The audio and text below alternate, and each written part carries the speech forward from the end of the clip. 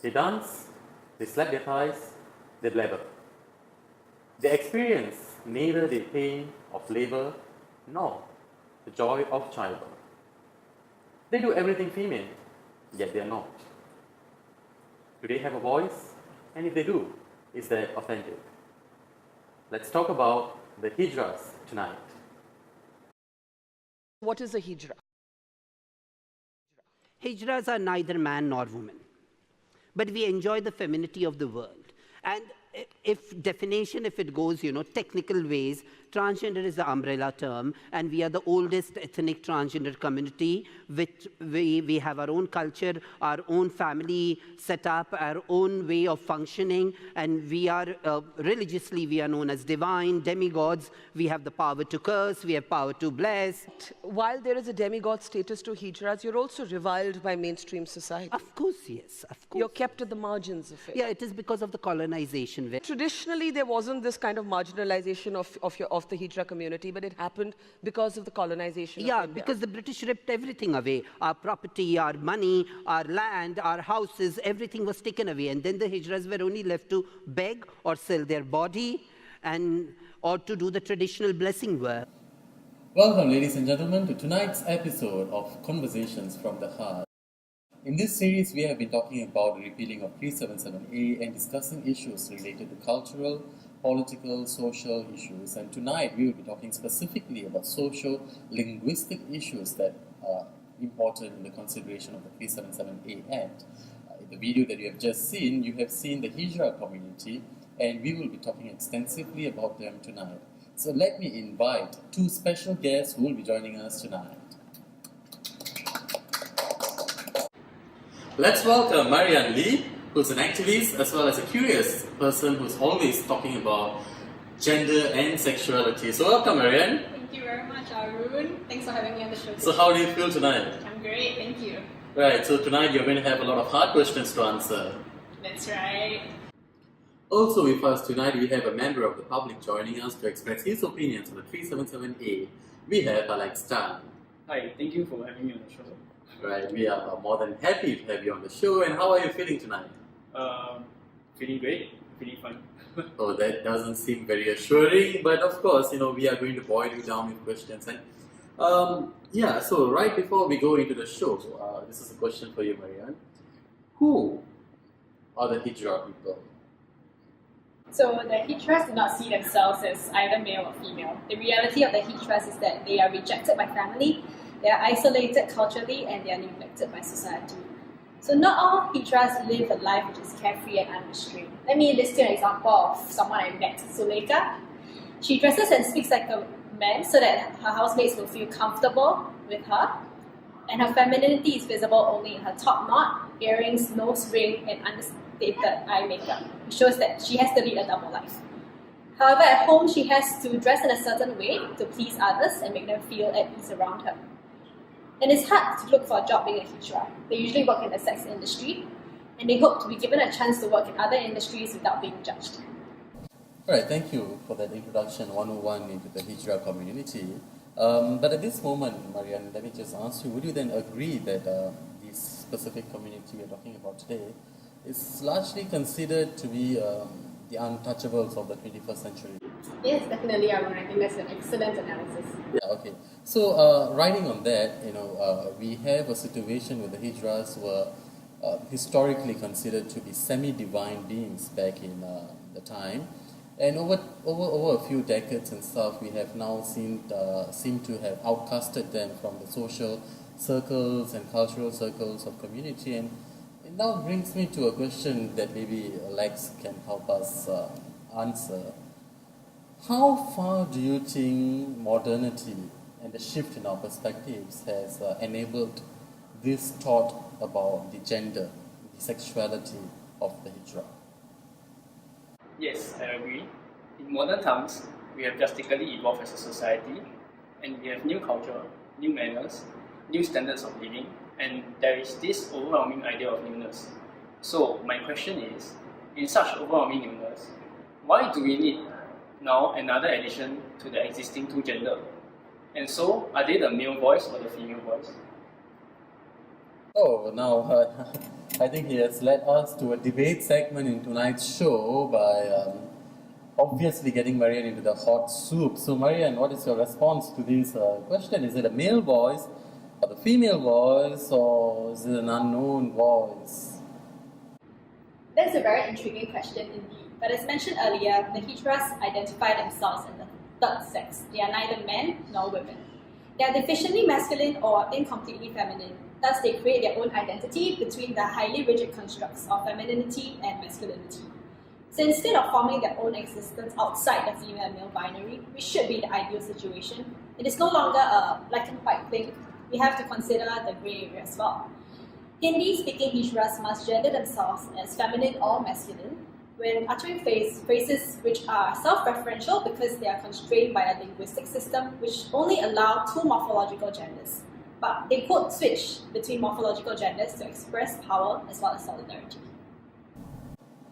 Now, I think you really got to help us here because this whole issue with the male-female binary is really driving me a little crazy tonight. I'm not sure, Alex, do you understand what's happening? Not really. Yeah, I mean, he has been looking lost since the beginning of the show, but you know, so let's just get this right. You are talking about a male-female binary, and that ideally these hijras were supposed to exist outside the circle. Yes. Right?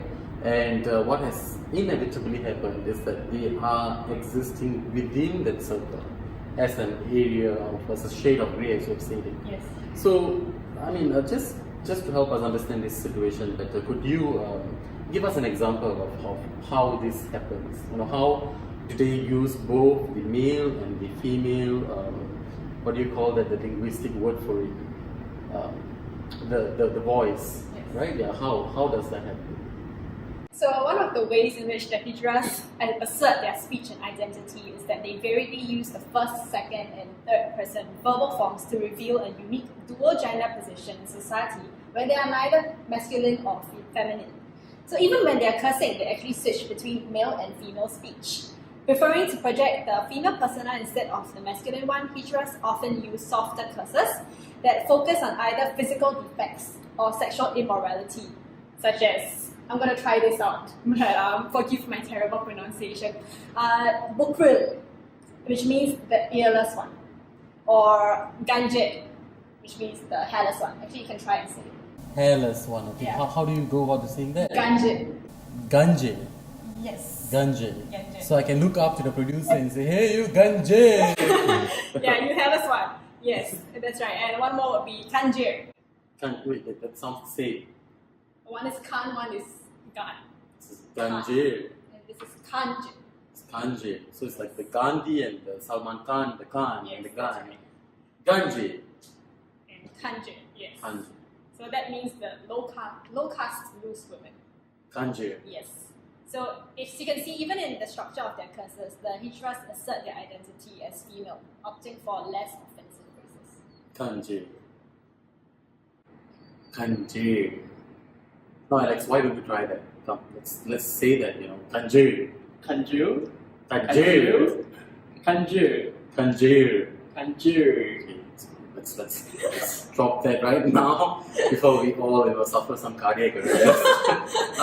So you spoke to us about these the male and the female speech pattern, right? So under what circumstances does this happen? When do the Hijras use the male or and the female speech pattern? For the Hijras, the choice of linguistic gender is dependent on the context of interaction. The choice of language is contingent not only upon the social role that she is performing at the moment, but also upon the addressee, whose gender calls for an appropriate level of politeness. For example, when she converses with a woman, she speaks as a woman. When she converses with a man, she speaks like a man. But however, there are exceptions to the rule of using women's speech. For example, the use of the term malik, which means master or landlord, a Hijra can use malikin instead, which means female boss or landlady. But however, because she's speaking about something which she owns, she will use malik instead. Because It is an accomplishment which is achieved by very few Hijras to actually own something. So there's this sense of pride. You can see that masculine speech is actually used in certain situations when the Hijras are asserting something to add weight to what they say or when they are refuting someone's claims. I don't think any of this makes sense to me. So, talking about drag queens, right? What is the difference between drag queens and Hijra? Since you mentioned that Hijra speaks like a female when they are talking to other females and speaks like a male when they are talking to other males, aren't the Hijras just faking the voice as well? So both of them are just putting a show. And then there is no quintessential male and female voice. So why must we give them a voice? Why must we recognize their gender if it's just a performance? I'm sorry, but how can you say that? One is an identity and the other is a job. So it is not right to link both of them together under one big umbrella term of performativity because it is just not the same. Okay, maybe this is a time I intervene so that the two of you do not kill one another with all the heat that has been building in this room. But this draws very nicely to what Sean, L. Austin, and Butler have often cited in their works. That is to do with the idea of gender impersonation, right? So they quote, an impersonator must invoke the very essence of these binding conventions in order to make the performance comprehensible. So we are, in a sense, talking about the drag queens to undertake the idea of a performance. But like what Marianne has said, when we talk about the Hijras, that's their livelihood, that is about the identity. And having traveled this far in this particular episode, maybe one question we want to ask ourselves before we end tonight is, to what extent do you think legitimizing the Hijra voice, or the voice for any gender-sensitive matter of fact, would kind of complicate issues in our society? If we were to recognize Hijra as a gender, does that mean that we will have to recognize the other numerous non-male and female types of gender that we have out there? That would be ridiculous. How is that ridiculous? The question is, why not? If we acknowledge, let's just take women for example, if we acknowledge that there's a difference between the speeches of different women from varied parts of the world out there, so why can't we do the same for Hijras? We acknowledge that the dialect spoken by the Chinese in Singapore is different from the dialects spoken in, say, Spain. So why do we not acknowledge that the Hijra's pattern of speech is as such? We all differ culturally, environmentally, socially, and even in our day-to-day lives. So if we can recognize all of these, then why can't we recognize the marginalized gender identity as well? Instead of seeing it as a complication for language studies, why don't we see it as an opportunity for diversification and perhaps even the appreciation of the complexity itself? So looks like tonight I don't have a job anymore because Marianne has done the job of concluding this beautifully for us, saying that let's not see it as a complication but a complexity that we can all appreciate. And yes, I think that is, after all, what we are trying to establish through this series of conversations, that even in relation to the 377A in Singapore, we need to start appreciating the complexity that will come with the recognition and agency that we want to give to the narratives of the minority and the marginalized groups. And that was a very beautiful conversation we had tonight on the Hijras, and I hope all of you have had the opportunity to know one or more about the Hijra community, especially the linguistic abilities and how that is very important in a society that is construed by many voices. So thank you, Marianne, for joining us tonight, and thank you, Alex. And we will see you next week in a new, fresh episode of Conversations from the Heart. And this is Arun signing off on Conversations from the Heart.